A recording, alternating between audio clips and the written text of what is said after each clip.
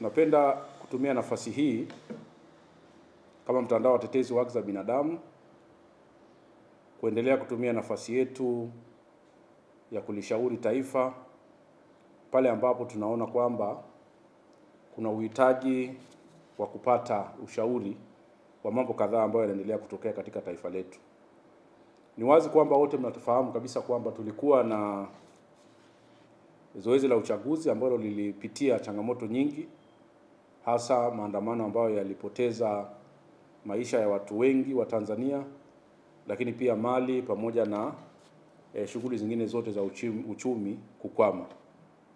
Mtandao wa watetezi wa haki za binadamu kwa muda wote tumekuwa mstari wa mbele kufuatilia matukio na kutoa mwongozo na kushauri. Tumekuwa tukijitahidi kuepuka kuwa walalamikaji. Tumekuwa tukijitahidi kuepuka kukemea peke yake bila kutoa mwongozo au kutoa mashauri au solution, tuseme kwa lugha ya Kiingereza, ya nini kifanyike ili kuondokana na changamoto hizo. Tulifanya hivyo kabla ya uchaguzi, lakini hata baada ya uchaguzi hatukukoma au hatukusita kuendelea kushauri nchi, kushauri wa Tanzania, kushauri viongozi namna gani tunaweza tukaenenda katika kipindi hichi ambacho taifa limegawanyika, taifa liko katika mtanzuko mkubwa wa namna gani tunaweza tukaenda tukiwa wamoja na tukiwa na amani ambayo tumeizoea kwa muda mrefu. Tunapenda leo kutumia nafasi hii kushauri viongozi wetu kuanzia Rais Samia, viongozi wote wa nchi hii pamoja na Watanzania wote kwa ujumla, namna gani tunaweza tukarudi katika misingi ile ya kwetu ya kitaifa tukiwa na amani na utulivu. Kwanza kabisa tunapenda kuzungumza kwa sehemu kubwa na Mheshimiwa Rais Samia. Tunapenda kukumbusha kwamba Rais Samia alipokea nchi ikiwa katika changamoto nyingi sana ambazo sisi kama watetezi wa haki za binadamu tulikuwa tunazipigia kelele katika awamu ya 5. Na ndani ya muda mchache toka amechukua nchi mwaka 2021 tuliona ni kwa namna gani ambavyo kwa nguvu zake, kwa jitihada zake mwenyewe aliweza kuirudisha nchi katika hali ya tabasamu, hali ya umoja, hali ya utulivu kwa kutumia falsafa ya R4.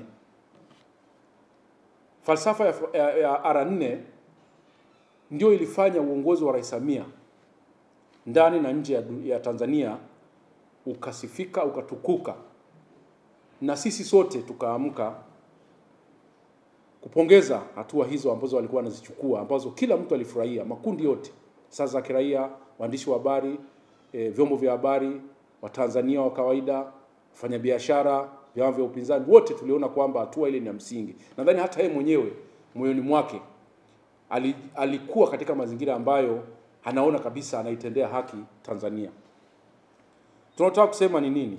Ni kwamba tunamshauri Mheshimiwa Rais Samia kwamba hatua alizozichukua kuiweka nchi katika mazingira mazuri yale aliyoyafanya katika miaka miwili ya kwake ya uongozi, tena mazingira ambayo alipokea kwa uongozi mwingine, nadhani kipindi hichi ana uwezo wa kufanya vizuri zaidi, kwa sababu changamoto ambazo tunazizungumzia leo zimetokea akiwa yeye ndio kiongozi mkuu wa nchi. Kwa hiyo anaweza akafanya vizuri zaidi. Kama aliweza kufanya kuirudisha nchi katika utulivu, amani na mshikamano baada ya kupokea kijiti kile kutoka kwa marehemu Magufuli, tunaamini kabisa haya ambayo yametokea chini ya uongozi wake, ambayo anafahamu vizuri, anaweza akayafanyia vizuri zaidi, akatumia falsafa ya R4 na tukarudi katika mazingira ya utulivu kabisa, umoja, amani na mshikamano kama taifa. Bado tunaendelea kumsisitiza Mheshimiwa Rais kwamba hasione haya wala asione aibu kurudi chini na kutumia falsafa hizi kipindi hichi ambapo zinahitajika zaidi kuliko wakati mwingine. Taifa wote ni mashahidi kwamba tumegawanyika na tunaendelea kugawanyika kwa misingi mingine ambayo pengine haikuwa hata sehemu ya mgogoro huu ambao tunaendelea nao. Kwa hiyo ushauri wetu ni kwamba, cha kwanza, Mheshimiwa Rais pamoja na viongozi wengine wote waelewa Watanzania sasa hivi wanahitaji kusikilizwa zaidi. walio wengi wa Tanzania hasa vijana wanahitaji kusikilizwa zaidi. Kwa hiyo tunashauri viongozi watoe nafasi kubwa sana ya kuwasikiliza Watanzania. Yaani wao waongee kidogo sana, Watanzania ndio waongee sana, kwa sababu katika hali ya kibinadamu, katika hali ya kawaida, mtu anapokuwa na nyongo kwa mfano nyingi, akitapika mara nyingi, manake ile nyongo inaondoka. Au mtu akiwa na tatizo la tumbo limechafuka, akienda kuendesha mara nyingi tumbo linakuwa safi. Tuwaache Watanzania wazungumze, hasa wale ambao wana maumivu. Ndio tiba ya kwanza ambayo tunaweza tukaitumia, ni kuwaruhusu Watanzania wazungumze, wasikilizwe kwa makundi, hasa vijana ambao ndio walikuwa sehemu kubwa ya majanga ambayo yametokea katika nchi yetu. Kwa hiyo tunamshauri Mheshimiwa Rais atenge muda wa kuwasikiliza vijana. Watu ambao wanapaswa kuwasikiliza kwa nguvu zote na kwa utulivu kabisa ni vijana. Tumeona wamekutana na watu wengine, lakini mpaka tunapozungumza sasa hivi hatujaona jitihada inayofanyika ya kukutana na vijana wa nchi hii, ambao wengi ndio wana madai ya msingi ambayo wamekuwa wakiyabebea, masuala mazito ya kitaifa.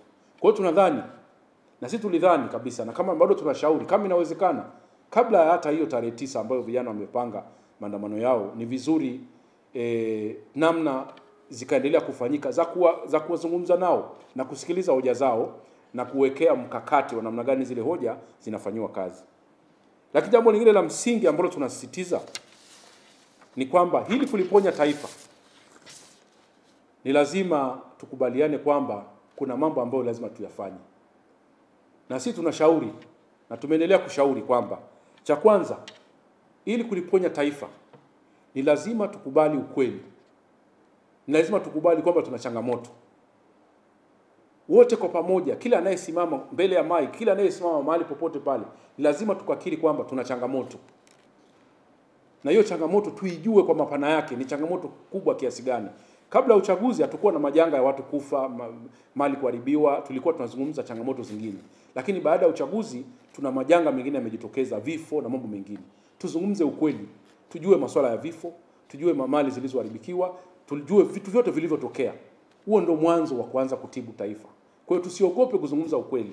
Sisi kama Tanzania tutafute ukweli yaliyotokea, alafu tusonge mbele. Hiyo ni hatua namba 1. Kuna mambo 10 lazima tuyafanye. Ya kwanza, kama nilivyosema, ni kukubali ukweli. Kukubali ukweli. Lakini jambo lingine ni kukomesha aina zote za uchochezi zinazoendelea kujitokeza. Matamshi ambayo yanaweza kutuweka katika mazingira hatarishi zaidi kama taifa. Tumeona kabisa kwamba wakati mwingine watu wanasimama, pengine wakati mwingine viongozi wanasimama mbali wa kisiasa, wa kidini. Kumekuwa na mvutano, uchochezi mkubwa wa mvutano wa kitaifa, kuendelea kuligawa taifa.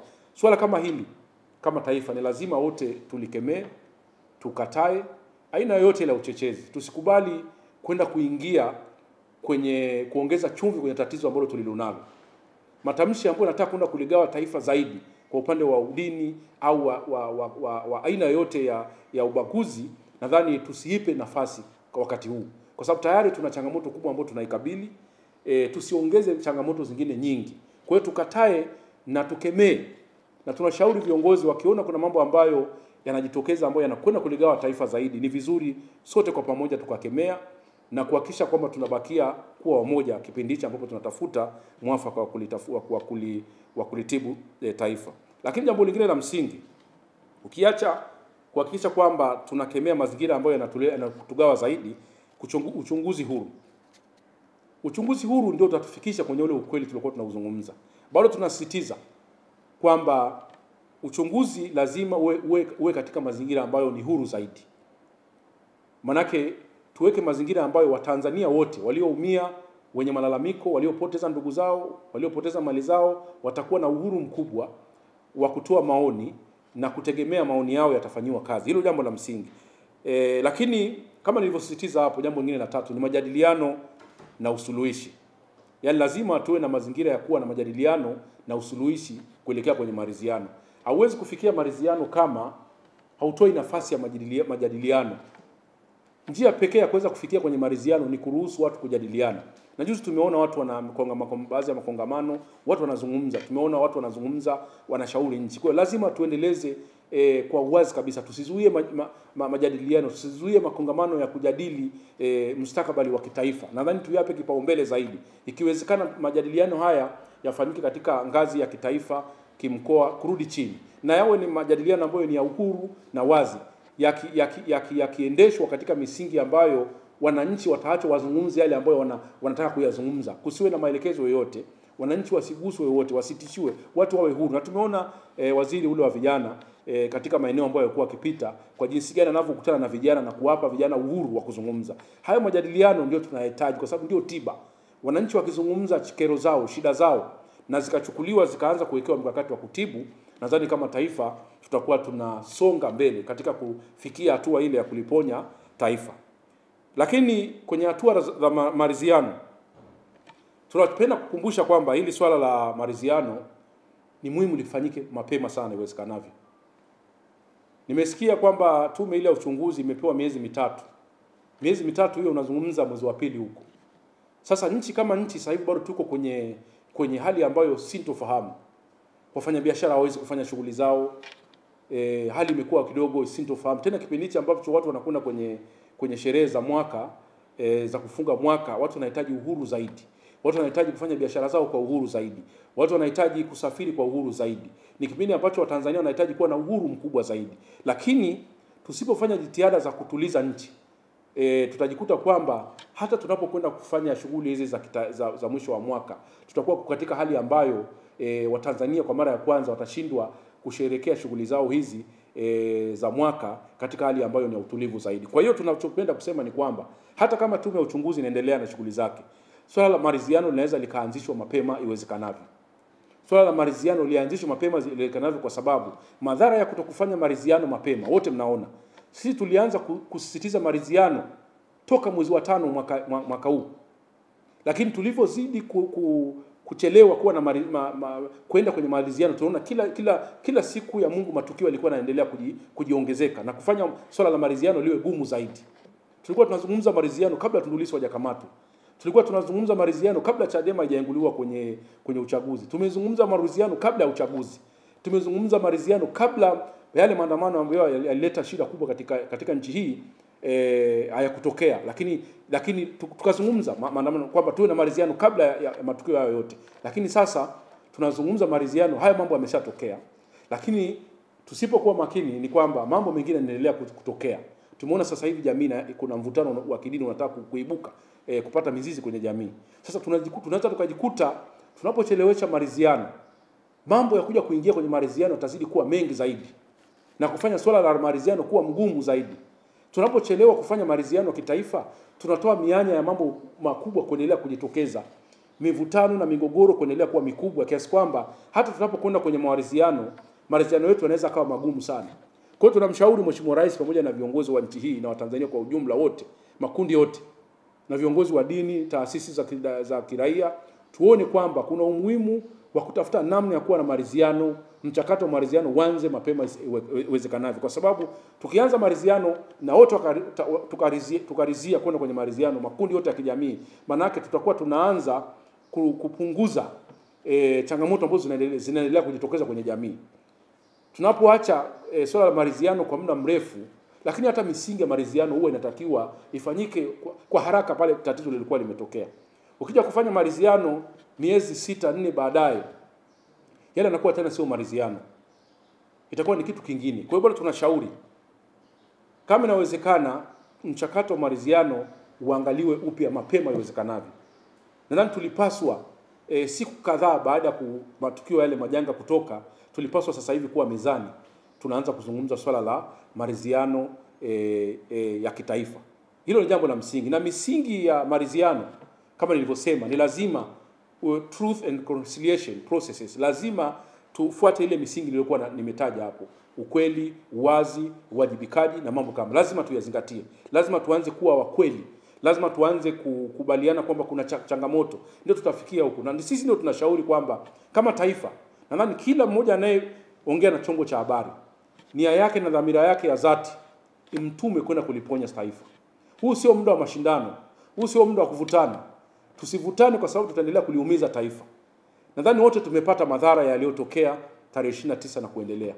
Sidhani kama kuna mtu ambaye hajapata madhara kwa yale ambayo yametokea tarehe 29. Kwa wote kama taifa tuchukue kama ile ilikuwa ni chachu ya kutupeleka kwenye kuliumba upya taifa letu. Tusiendelee kushupaza shingo, bali tukubali kwamba ni muda wa kurudi sisi kama Watanzania kukaa mezani na kujadili mambo yetu na kukubaliana kama taifa tunakwenda wapi. Tusitumie muda mwingi sana kupambana na watu wa nje. Tutumie muda wetu kutengeneza mambo yetu ya ndani. Hata wewe pale nyumbani kwako ukiwa una matatizo ndani ya nyumbani kwako, nadhani si vyema kuanza kupambana na majirani zaidi, badala yake tatua matatizo yako ya ndani. Ndio tunashauri kwamba tutatue matatizo yetu ya ndani, tukae kwa pamoja kama taifa ili tuweze kusonga mbele. Sasa haya mambo wakati yanafanyika ni lazima tuwe na utashi wa kuanza michakato mikubwa ya haraka, tunaweza kusema ya wakati huu na ya muda mrefu. Tuna short term plans na long term plans. Sasa short term plans ndio hizo kwamba lazima tutibu kwanza majeraha yaliyojitokeza. Kuna watu hawajui miili yao iko wapi watu wao. Kuna watu wengine wako wamekamatwa, na tunashukuru kwamba kwa takwimu tulizonazo hadi sasa, takwimu ambazo alitoa Waziri wa Katiba na Sheria kwamba ni watu 2045 walikamatwa kutokana na vurugu zile zilizotokea wakati wa maandamano. Na hadi sasa watu ambao wameachiliwa kwa takwimu ambazo tunazo sisi, kwa sababu tunasimamia hizi kesi kwa kushirikiana na wenzetu Tanganyika Law Society na Kituo cha Sheria na Haki za Binadamu, mpaka sasa walioachiliwa ni 1146 na ofisi ya mwendesha mashtaka wa serikali DPP kwa kuweka nolle prosequi kwamba hana nia kuendelea na kesi hizo. Ni watuhumiwa 1146 kati ya 2045 na kufanya waliobaki sasa ambao wako ndani mpaka sasa ni 899. Kwa hatua kama hizi ndio zinakwenda kuanza michakato kuonyesha nia ya kuliponya taifa. Na tunaomba hao wengine waliobaki 899 wote waendelee kutolewa. DPP tunashauri kwamba waondoe wote ili tuendelee kuweka mazingira ya kuponya taifa. Na tukishatoa hao ambao walikamatwa kutokana na maandamano, turudi tuangalie wale ambao walikamatwa pia kwenye mazingira ya kisiasa kama kina Tundu Lissu na wengine wote, ili sasa tuweze kurudi mezani kama taifa, tuanze kuzungumza masuala ya maridhiano. Kwa hiyo hatua kama hizi ndio tunapenda kushauri serikali tuendelee kuzichukua, na sio tu kuwaachia walioko ndani, lakini pia tusiendelee kuwakamata, kwa sababu kamata pia inaendelea. Tunawatoa wengine huku tunaendelea kuwakamata wengine. Tusiendelee kuwakamata wengine, badala yake kama tulivyoshauri tutoe nafasi ya majadiliano, tutoe nafasi watu waseme. Watu wakizungumza inapunguza zile jaziba. Watu wakizungumza manake anahisi amesikilizwa, lakini watu wakizungumza viongozi mnapata hoja za kwenda kufanyia kazi na sababu ya kuanza kufanyia kazi yale mambo ambayo Watanzania wanalalamikia. Kwa hiyo tuepuke kulaumiana. Jambo lingine la msingi ambalo tunasisitiza na kushauri, tuepuke kulaumiana. Katika kuelekea kwenye maridhiano, tusitafute mchawi. Tusilaumiane. Yameshatokea, maji yameshamwagika. Tunachopaswa kufanya kama taifa, namna gani tunaweza tukaliponya taifa. Tusitumie muda mwingi sana. Na ndio maana hata sisi tunapozungumza tunapunguza sana kutoa lawama, badala yake tunatoa mwongozo. Tunatoa mwongozo nini kifanyike. Tusinyosheane sana vidole, nani kafanya nani, nani kafanya nani. Haya yameshatokea. Tutafute mwafaka kwamba tunatokaje hapa tulipo. Hilo ndio jambo la msingi tunashauri sisi, kwamba tusitafute kwamba nani kafanya hivi, nani kafanya hivi kwa sasa. Tutafute njia ya kuja kwa pamoja, tujue kwamba tatizo ambalo limejitokeza kwa sasa tunakwenda kulitatua kama taifa. Hilo ni jambo la msingi, kwa sababu tukiendelea kutafuta nani huyu, nani kachochea, nani kafanya nini, tutajikuta kwamba tutaendelea kuvutana. Tunaweza kujikuta muda wote sisi kama taifa, badala ya kulijenga taifa, tutaendelea kuvutana. Na miaka 5 yote hii ya Mheshimiwa Rais Samia inaweza kawa ni ya mivutano. Sasa ndio maana tunashauri kwamba tutoke kwenye mivutano, kulaumiana, tutafute chanzo cha tatizo halisi, tulifanyie kazi kama taifa. Hakuna hasara yoyote. Tunashauri hakuna hasara yoyote kama taifa kukaa chini na kufanyia kazi zile hoja zote za msingi ambazo Watanzania na vijana wanalalamikia katika taifa letu. Vijana wanalalamikia mambo ya msingi kabisa, mambo ya katiba mpya, mambo ya kupambana na masuala ya utekaji, ukiukwaji wa haki za binadamu, uchaguzi huru. Haya ni mambo ambayo sidhani kama taifa tutapungukiwa jambo lolote. Badala yake tutakuwa tumejenga taifa imara zaidi kama tutakuwa tumekaa tukaamua kufanyia kazi hizi changamoto, na itakuwa sifa kwa kiongozi. Sidhani kama kwa kiongozi kusimama na kutoa mwongozo wa kufanyia kazi hoja hizi za msingi itakuwa tumempunguzia yeye umaarufu au tumempunguzia yeye nguvu yake. Hapana, badala yake atakuwa ameongeza nguvu zaidi. Kama nilivyotoa mfano kwamba miaka miwili ya mwanzo rais alikuwa na nguvu kubwa sana ndani na nje ya nchi kwa sababu ya kufanya mambo kama haya, kurudisha nchi katika misingi, kulinda haki za binadamu, na ndio mambo ambayo tunaendelea kushauri kwamba Mheshimiwa Rais aone kwamba nafasi hiyo ipo. Kama alivyoitumia huko nyuma, nafasi hiyo ipo na ina faida nyingi kuliko hasara. Faida ni nyingi sana kurudi chini na kuamua kufanyia kazi hizi hoja kwa wakati mwafaka na kwa haraka kuliko kuendelea kuchelewa. Kwa hiyo tunashauri kabisa kwamba tuepuke hilo. Lakini jambo lingine la msingi katika mambo ambayo tunasisitiza, jambo la 8 ni ushirikishwaji wa umma.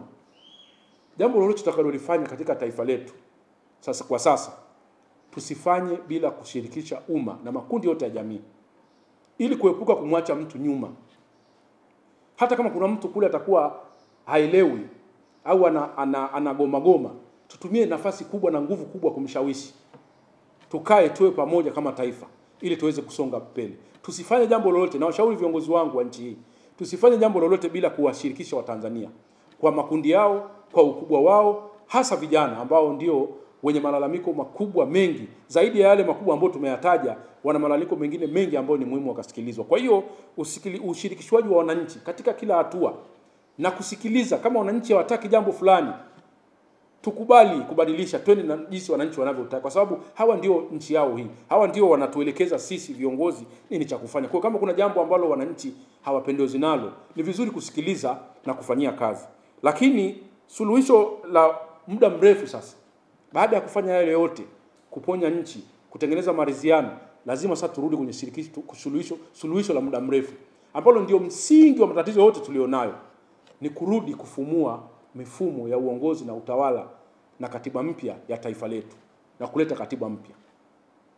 Tukitaka sasa tupate mwarobaini wa kudumu baada ya kufanya haya mambo mengine yote tuliyosema, kutengeneza maridhiano, kuliponya taifa, kukaa sawa, kurudisha nchi katika umoja, kuponya yale majeraha yaliyotokea. Hili sasa tuweze kuwa na suluhisho la kudumu. Lazima sasa tukiwa tumeshatulia kama nchi, kwa sababu hatuwezi kufanya mambo mengine makubwa kama kutengeneza katiba mpya katika mazingira kama ya tulionayo sasa hivi ambapo tumegawanyika. Na mgawanyiko unazidi kuwa mkubwa sana. Kama ni shimo linaendelea kuwa ndefu zaidi. Swala la udini linataka kujitokeza. Maana tutashindwa hata kutengeneza katiba mpya kama tukiendelea kuchelewa na kufanya kwamba mgawanyiko uendelee kuwa mkubwa zaidi. Tunachosema nini ni kwamba baada ya kuweka nchi sawa, baada ya kurudi kuwa wamoja, baada ya kukaa na kuzungumza na kunywa chai kwa pamoja kwa makundi yote, viongozi wa dini, taasisi zote, wanasiasa, makundi yote, tukawa kitu kimoja, nadhani sasa tunahitaji katiba mpya. Katiba mpya ambayo tutaitengeneza sasa itibu majeraha ya muda mrefu. Vyanzo vya matatizo tulionayo leo yanatokana na mfumo wetu wa uongozi na utawala na katiba mpya. Sasa tukitengeneza katiba mpya, tutakuwa 50% ya matatizo tunayoyaona leo yatakuwa yameondoka. Kwa hiyo ni suluhisho ya kudumu ambayo itakuwa ije baadaye kabisa. Sasa baada ya kukaa kwa pamoja kama taifa, baada ya kuwa tumeshajirudisha katika misingi ile ya kuwa wamoja, tumeshapunguza machungu ya watu, wale waliofiwa tayari wameshapata namna ile, kwa sababu kwenye maridhiano ni pamoja na kuhakikisha kwamba wale wenye machungu wanatafutiwa namna ya kupunguza machungu yao na kusamehe na kupata namna fulani ya unafuu, na wale waliofanya makosa katika masuala ya maridhiano kuna nafasi pia kuwajibika. Hapo Rwanda watu waliofanya makosa waliwajibishwa. South Africa wao waliamua kuchukua njia ya kusameheana waliofanya makosa. Kwa hiyo sisi kama taifa tunaweza tukakubaliana tuchukue hatua gani? Tuchukue njia ya kusameheana, tuchukue njia ya kuwajibishana. Yote hayo yatatakiwa aje ajadiliane kwenye maridhiano, kwa sababu maridhiano ndio yataweka, baada ya kuweka ukweli kwamba hawa ndio waliouawa, hawa ndio walioua watu. Sasa kama taifa kwenye maridhiano tunakubaliana, tufanyaje? Tusameheane au tuwajibishane? Hiyo itategemea tutakapokuwa tumetengeneza mfumo wetu wa maridhiano kama taifa. Na ndio maana tulisema kama tunashindwa kutengeneza mfumo wa maridhiano wenyewe huku hatuaminiani, sio mbaya kuchukua watu ambao wa nje ambao tunadhani wanaweza kuja kukaa wakawa ni sehemu ya kutengeneza maridhiano baina yetu. Watu ambao watakuwa ni neutral, watasimama katikati, alafu makundi yote ya kijamii yakawa sasa yanapatanishwa kujenga upatanisho wa kitaifa, maridhiano wa kitaifa. Ndeni baada ya hapo tunaelekea kwenye michakato mikubwa kama ile sasa katiba mpya na maboresho ya sheria, mifumo ya uchaguzi na utawala kwa ujumla. Hivyo ndivyo tunapaswa kwenda kama taifa. Na jambo lingine ambalo tunapenda kulishauri kama taifa ambalo linatusikitisha hadi sasa. Nchi hii ina wazee wengi. Ina wazee wastaafu waliotumikia taifa hili. Ina wazee ambao wamekuwa viongozi wakubwa, lakini kinatusikitisha kwamba Tanzania miaka ya nyuma ndio ilikuwa inaongoza kwenda kutafuta maridhiano kwa nchi zingine zinazotuzunguka. Kuanzia masuala ya ubaguzi wa rangi Afrika Kusini, Tanzania ndio ilikuwa center maridhiano hapa. Lakini migogoro yote iliyotokea ukanda wa Ziwa, Rwanda, Burundi, wapi, Tanzania ndio ilikuwa sehemu ya maridhiano. Hata wenzetu Kenya hapo walivyoingia kwenye mgogoro, tuliona viongozi wetu wastaafu walikwenda kule kutafuta kushiriki swala la maridhiano. Lakini leo hii inasikitisha kuona kwamba wazee wetu wa ndani hatuwaoni, sio tu kwamba wakekemea, lakini hata wakishauri mambo mazito kuhusu mwelekeo wa kitaifa. Jambo ambalo tunafahamu uzee ni dawa.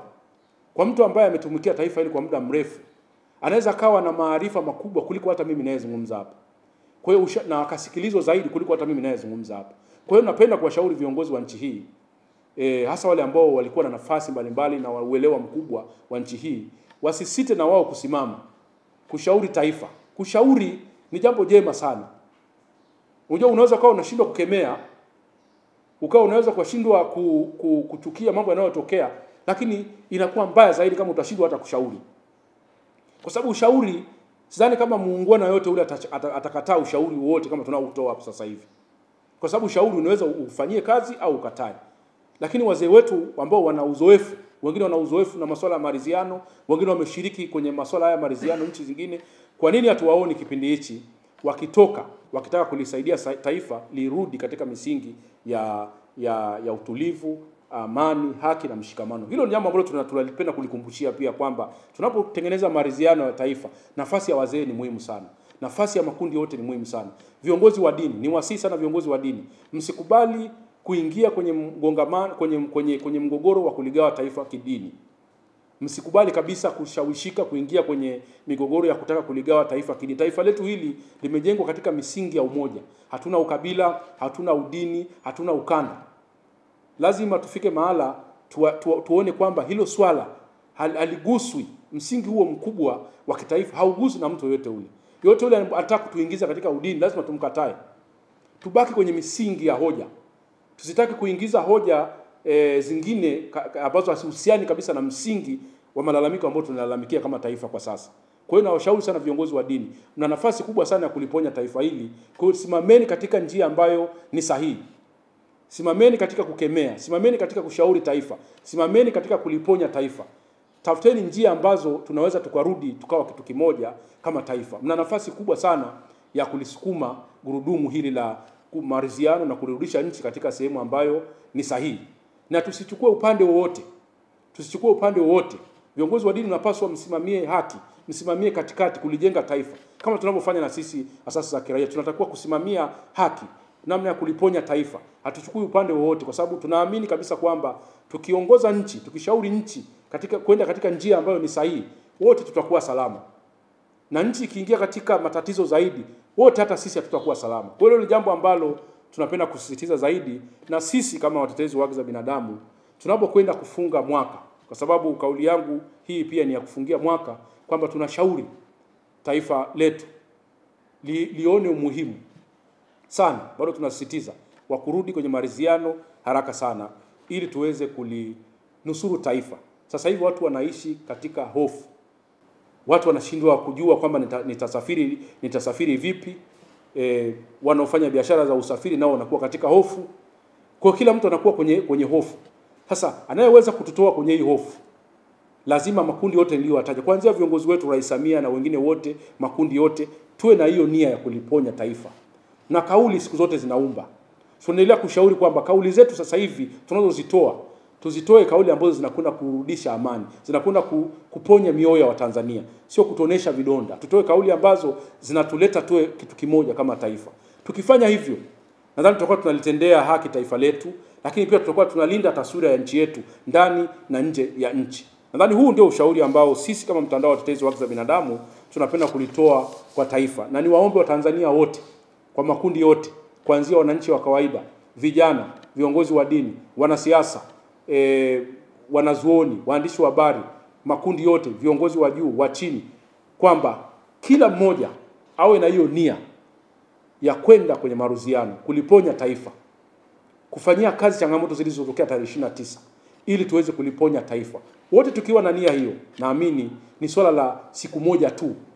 Unahitaji siku moja tu kuibadilisha Tanzania na watu wakaanza kutembea vifua mbele bila hofu, tukapunguza nguvu kubwa tunayotumia sasa hivi ya kuweka askari kila mahali, tukaondoa kabisa nguvu hizo. Lakini kauli ya kila mmoja kuanzia ngazi ya juu mpaka chini inahitajika kuelekea katika mwelekeo huo. Asanteni sana. Crown Media. Hapa ni nyumbani.